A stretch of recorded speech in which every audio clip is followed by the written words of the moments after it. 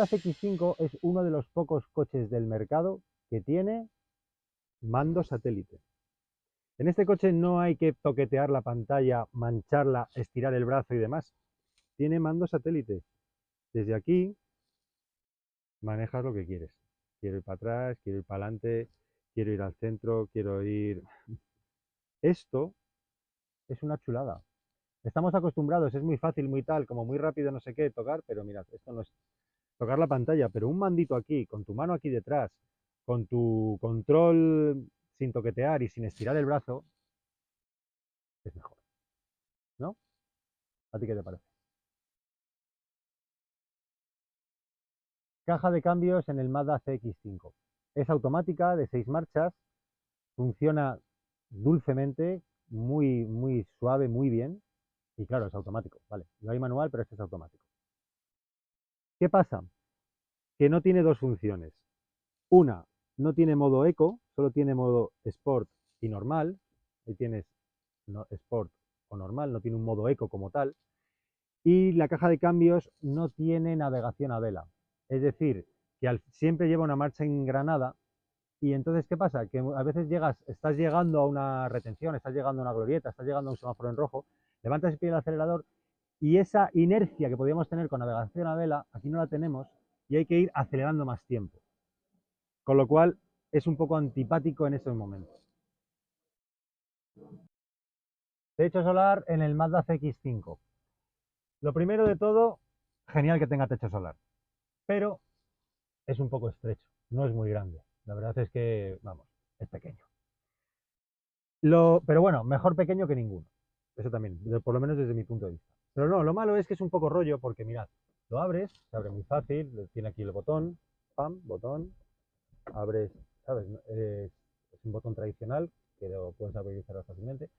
Pero ¿qué pasa? Tú llegas a donde llegamos a casa, cierra el techo solar, apago el motor, no, se queda a medias.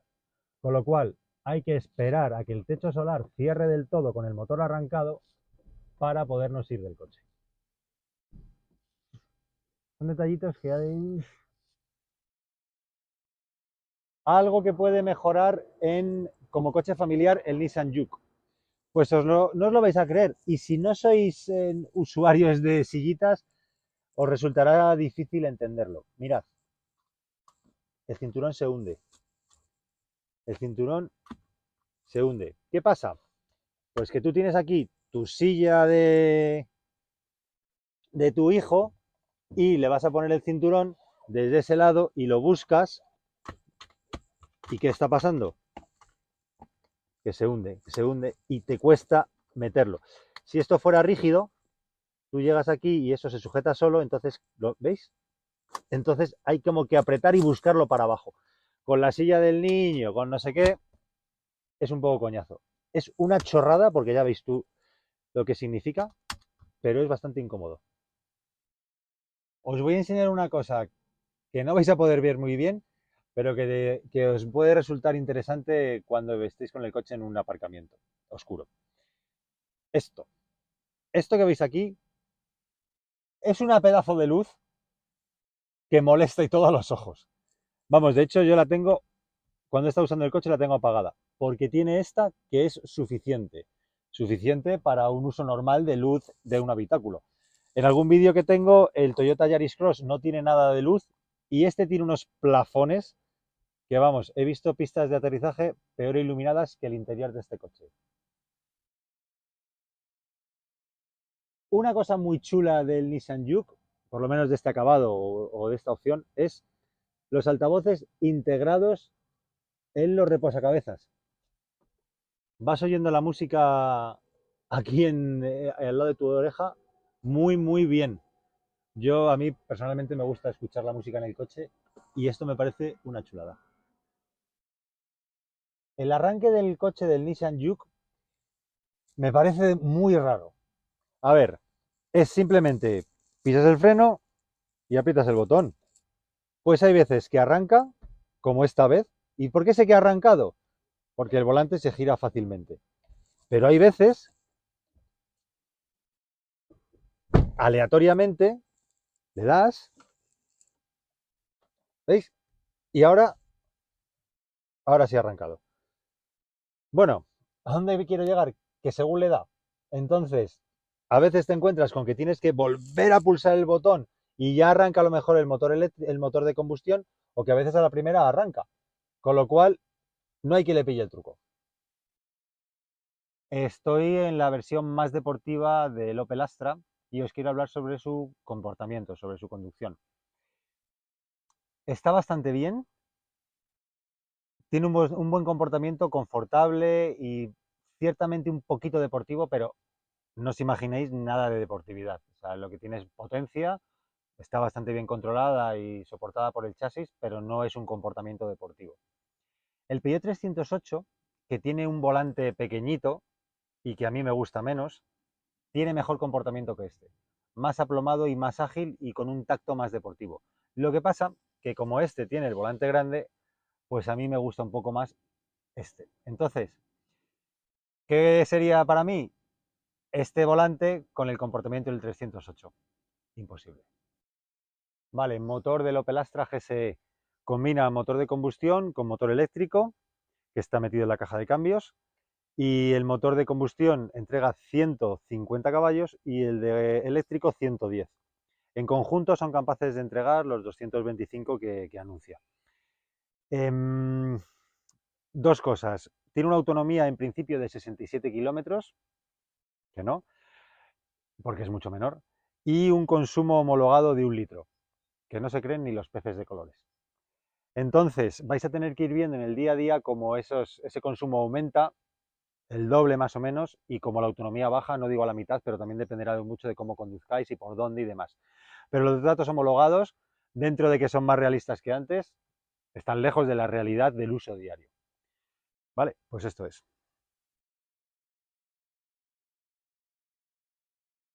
Prestaciones del Opel Astra GSE. 225 km por hora y 7,6 en el 0 a 100.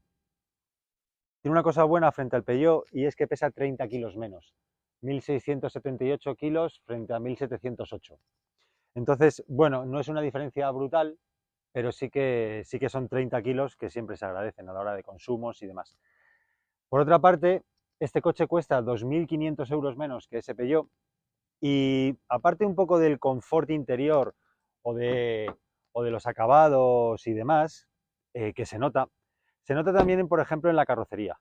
Si os fijáis en el Peugeot, os acordáis de él o podéis ver el vídeo, tenía muchos más pliegues, mucha más elaboración y mucho más trabajo que esta del Opel, que es un poco más sencilla, dentro de que esta parte está abombada y esta parte trasera también. Mundo alfombrilla. A ver cómo son estas.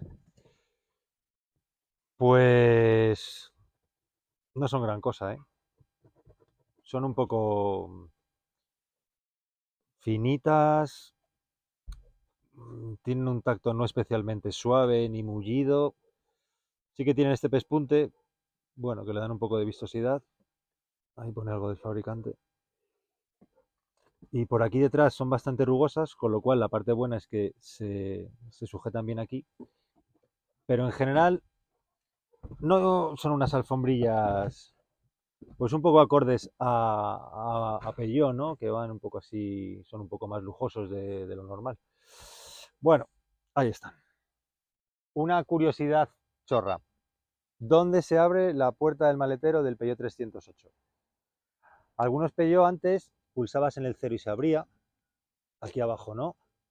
Aquí nada. Aquí.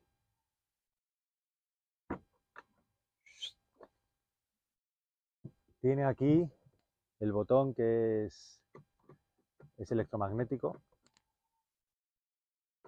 Bueno, sobre todo, ahí escondido. ¿Guantera en el Peugeot 308?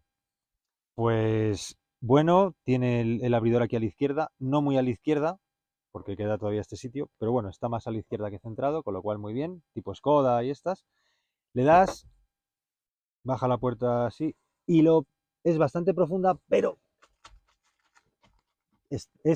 a ver, es bueno porque es muy profunda, pero te costará llegar desde el conductor, ¿eh? Al copiloto les resultará más sencillo, pero desde aquí es un poco más complicado. Mejor pararte, claro. Tiene aquí un huequillo para a lo mejor un boli, una libreta y demás. Está forradita, tiene luz, no tiene pinta de climatizada ni de posibilidad, pero bueno, en principio está bien, ¿eh? Todo esto está forrado también, o sea que bien por la guantera. ¿Qué información me da el cuadro de relojes del Peugeot 408 nada más arrancar? Vamos a ver si sale todo lo que quiero enseñaros. Arrancas, te sientas, arrancas y ahí empieza. Nivel de aceite correcto, que pasa muy rápido. Hace una especie de test de funciones y demás. Sistema híbrido activo. Te sale todo ahí y tú metes la marcha y ya se pone el modo de visión que tú tenías elegido. Con este botón cambias el ordenador, los datos del ordenador, y con este, en la izquierda, cambias los modos de visión. Como en el 400, digo, como el 308, a mí me parece un poco pequeño, aunque sí que tiene un montón de información, todo se ha dicho. O sea, veis aquí, mira, estoy frenando y se enciende ahí la luz del freno, está cachondo, te indica cuando estás frenando y demás. Tiene la carga de la batería, con la autonomía y demás, o sea, que tiene mucha información, pero un poco pequeña. ¿Cuántos anclajes ISOFIX tiene el Peugeot 408? Pues en principio os diría que dos, este y aquel. Además están metidos detrás de esta cremallera, como hemos visto ya en otros coches del grupo Stellantis, y es un poco coñazo. A ver, una vez que has metido la silla, pues queda bien, pero si tienes que poner y quitar silla, es un poco complicado. En el asiento del copiloto no tiene ISOFIX, pero dudo si lo podéis pedir de serie, o sea, lo podéis pedir de opción. Estaría bien que si lo sabéis, lo pongáis en los comentarios y nos ayudéis. Peugeot 408, las claves en un vistazo general. Es un vehículo SUV, es decir, a medio camino entre una berlina como el 508 o un SUV como el 3008, pero tiene 19 centímetros de altura libre al suelo, con lo cual los asientos van colocados un poco más altos y eso le da un mayor confort y comodidad en la entrada y salida y también en viajes largos. Es un coche largo, 4,7 metros de longitud. Esto ya estamos hablando de un coche familiar, un poco propiamente dicho, un coche grande para entendernos. Y tiene dos motores o tres motores, uno de gasolina de 130 caballos que parte de 34.000 euros y dos híbridos enchufables con etiqueta cero que parten de 42.000 euros, 180 o 225 caballos. Y un detalle muy importante, portón trasero, con la llave se abre, portón trasero que le da practicidad. Es, para entendernos, como un Volkswagen Arteon pero alto. ¿Cómo carga las baterías el Renault Espace sin ser enchufable? Vale, pues este coche lo hace de manera autónoma. Por ejemplo, ahora vamos dejándole caer y él con la retención del motor que genera el motor eléctrico carga las baterías. Con las frenadas carga las baterías. Con la propia marcha y el motor de combustión al moverse carga las baterías. Entonces, bueno, esa es la manera. ¿Y lo hace bien? Que esa es la pregunta clave. Sí. Tiene una tecnología bastante buena, con lo cual consigue recargar mucho las baterías con el movimiento de las ruedas o con la propia marcha. Y eso hace que casi siempre tengamos la batería llena en una conducción normal. Os lo cuento en este coche, pero bueno, se puede hacer extensivo a muchos otros. A lo que me refiero es a la recarga de las baterías con levas tras el volante o con la retención del motor eléctrico. En estos coches tú frenas y lo primero que frena es el motor eléctrico, con lo cual si lo haces suavemente, el motor eléctrico retiene las ruedas y carga las baterías, con lo cual vas perdiendo velocidad ganando carga eléctrica. Pero además puedes hacerlo con levas tras el volante, según la fuerza que le marques, puedes llegar a parar el coche. Tiene una posición en la que no hay apenas retención, que es como si el coche girara fuera solo, y luego tres posiciones más que consiguen llegar a parar el coche. Según vas cogiendo más, poniendo una posición a otra, vas reteniendo más y cargando más, pero también perdiendo más velocidad, con lo cual luego hay que recuperarla. ¿Qué te quiero decir? Que puedes jugar con él. Es posible que no me veas muy bien, soy yo, no eres tú, y es que estoy en un habitáculo oscuro. ¿Por qué? Porque quiero enseñaros el botón de abrir el maletero del Seat Ateca en caso de que este sea eléctrico. En otros coches del grupo Volkswagen estaba aquí abajo a la izquierda y cuando abrías la puerta se apagaba. Vale, ¿en este qué pasa cuando abres la puerta? Que también se apaga.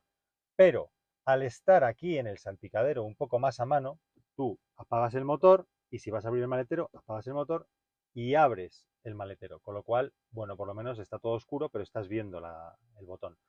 Si apagas el motor y abres la puerta, ¡pum!, se apaga. Coincide que hay luz ambiente y aquí se ve un poco mejor. Pero en realidad está bastante más oscuro. Se ve más oscuro en la realidad que como se ve ahora con el móvil.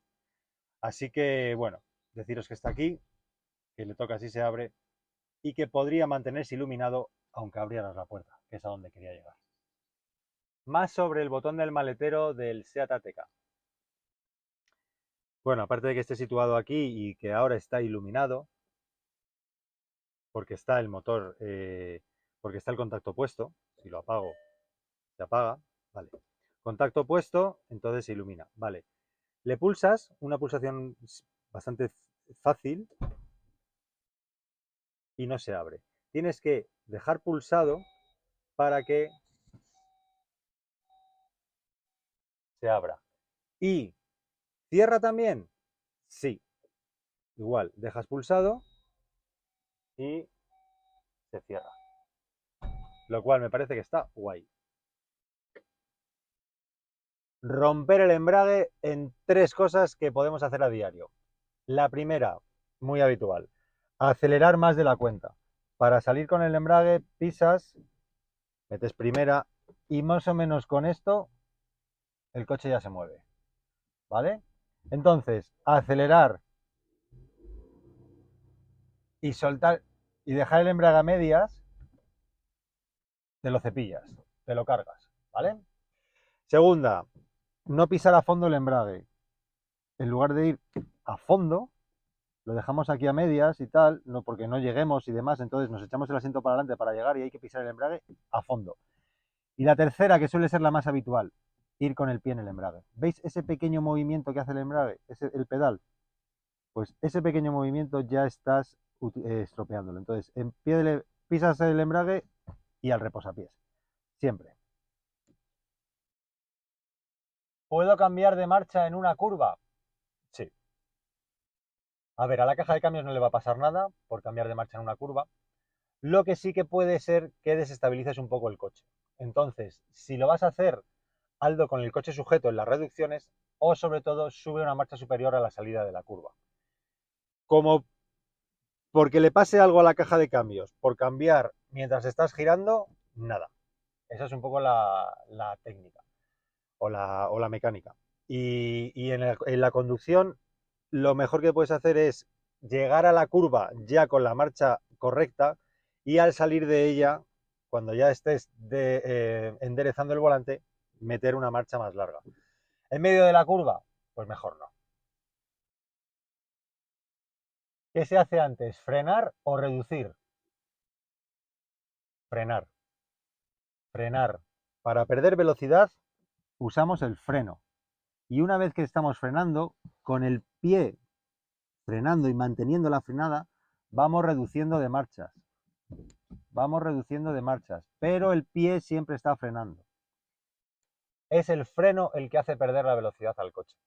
Otra cosa es que queramos mantener la velocidad o bajemos un puerto de montaña y vayamos reteniendo con el motor y vayamos a una marcha corta. Bueno, pero antes hemos frenado, porque eso es lo que hace que el coche pierda velocidad efectivamente, o sea, con verdaderamente pérdida de velocidad real e inmediata es el freno. Hola, vamos a ver cómo se hace una frenada de emergencia. La voy a hacer en plan novatos, o sea, para todo el mundo que no sepa, y con coche manual y con ABS. ¿Cómo sabes si tu coche tiene ABS? Al arrancar, se enciende aquí ABS, ¿veis? Se ha apagado. Eso significa que tu coche tiene ABS. Vale, ¿qué tienes que hacer? Frenar a fondo, todo lo fuerte que puedas, hasta que el coche se pare. Si el pedal retiembla, que retiemble. Si el pedal lo que sea, tú frena y no dejes de frenar.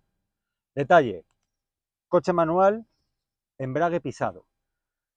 Podemos discutir horas sobre si es mejor o no mejor pisar el embrague y seguramente si eres un conductor experto sea mejor no pisar el embrague. Pero en caso de duda, pisa el embrague desde el principio y frena. Es decir, tú vas conduciendo normalmente y de repente necesitas una frenada, frena y mantén el coche frenando sin soltar el pie hasta que se pare. Estoy sentado en el Skoda Octavia actual del año 2023, lo van a cambiar enseguida, pero antes de eso he querido tener el coche para saber un poco qué cosas tienen este que puedan merecer la pena y que esperemos que sigan en el siguiente. Una de ellas es una chorrada que para mí es muy práctica en el día a día, y es que las ventanillas, cuando le das a subir y paras el motor y abres la puerta, siguen subiendo. Normalmente en muchos coches lo que haces es subir la ventanilla, paras el motor y te vas, y la ventanilla se para, pero en este no, en este sigue subiendo. Si se quedara a medias la ventanilla, tendrías que volver a encender el coche, acabar de subirla, a volver a apagar el motor. Son cosas que pueden parecer una chorrada y evidentemente no es la noche y el día en un coche, pero luego cuando lo estás usando es muy cómodo. Algo que estoy viendo en el Skoda Octavia 2023, que seguramente seguirá en el siguiente, que lo van a cambiar ahora, y que he visto en muchos otros coches, y que no por eso me parece bien, es que la pantalla se quede en la pantalla que tocas.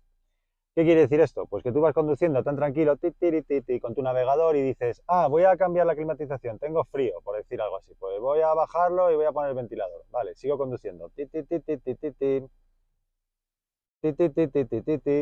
Y la pantalla se queda donde le has dado. No vuelve automáticamente al navegador. Con lo cual, después de darle así, no sigues tranquilamente conduciendo, sino que tienes que volver a darle, tienes que volver a tu navegador incluso en 2 veces, en lugar de preocuparte de la conducción. ¿Es una chorrada? Sí. ¿Pero es un coñazo? Pues también. ¿Podrían hacerlo para que vuelva automáticamente a la pantalla que estaba inicialmente o que hubiera unas pantallas principales a las que el sistema vuelva sola? Seguro. ¿Cómo es el espacio interior en el Suzuki S-Cross? Vale, plazas delanteras bastante bien. O sea, estamos ante un coche de 4,3 metros de longitud, tampoco es un coche grande. Pero bueno, vamos situados un poquito altos del suelo, es tipo sub, y las plazas delanteras están bastante bien. Y las traseras también. O sea, no hay grandes alardes en cuanto a salidas de aireación, ni mucho menos termómetro y demás. Tiene un revistero en aquel asiento, que en este no, ya les vale. Y bueno, en este sí que encontramos por lo menos reposabrazos, que no lo había en el Vitara. El espacio está bastante bien, no es para tirar cohetes, pero está bastante bien. Y tiene sujeciones Isofix. La verdad es que el coche en general es un coche majete, como podríamos decir, bien resuelto, ¿no? O sea, no alardea, pero es muy correcto. Reposacabezas y demás, asientos abatibles. Bueno, vamos, lo mínimo que puedes pedir. ¿Cómo es el cuadro de relojes del Suzuki S-Cross? En esto apenas cambia con el del Suzuki Vitara, y esto, el apenas, me deja un poquito para contaros que realmente sí que cambia, porque la pantalla está un poco dividida. En la pantalla del Vitara esa pantalla central era más grande, y en esta, voy a arrancarlo, en esta está partida por la mitad. ¿Veis esa línea? Entonces tienes la información aquí abajo o la información ahí arriba. En el Vitara esto era más grande, el coche salía más grande, con lo cual a mí me gustaba más porque lo veías más claramente. Esto permanece fijo y manejas con el botoncito de aquí la información de abajo. Bueno, a ver, por criticar, sí, es mejor que fuera más grande, pero bueno, ahí está, por lo menos tienes la información también ahí. ¿Cómo es la guantera del Suzuki S-Cross? Pues mirad, baja suavemente, no es especialmente grande, pero sí que llegamos por completo desde el puesto de conductor. No está forrada, tiene luz y bueno, la calidad del plástico es bastante buena. Lo único, pues eso, no tiene estos detalles de iluminación y demás. Se abre por aquí, no tiene llave y caben las cosas pues normales, las cosas del coche. De nuevo, super libro gordo de Petete, super enciclopedia para el manual de propietario del S-Cross, que si lo quitas, si lo dejas en casa, ahorras combustible de lo que pesa.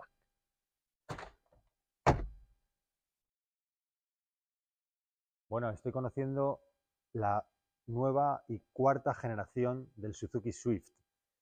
Es la cuarta generación porque este coche, aunque estuviera en España y se vendiera en Europa y demás, y pudiera ser considerada la primera, que es de los 90, no es considerado como tal por Suzuki. De hecho, Suzuki considera esta la primera generación porque es el del año 2004, porque es el primer coche global.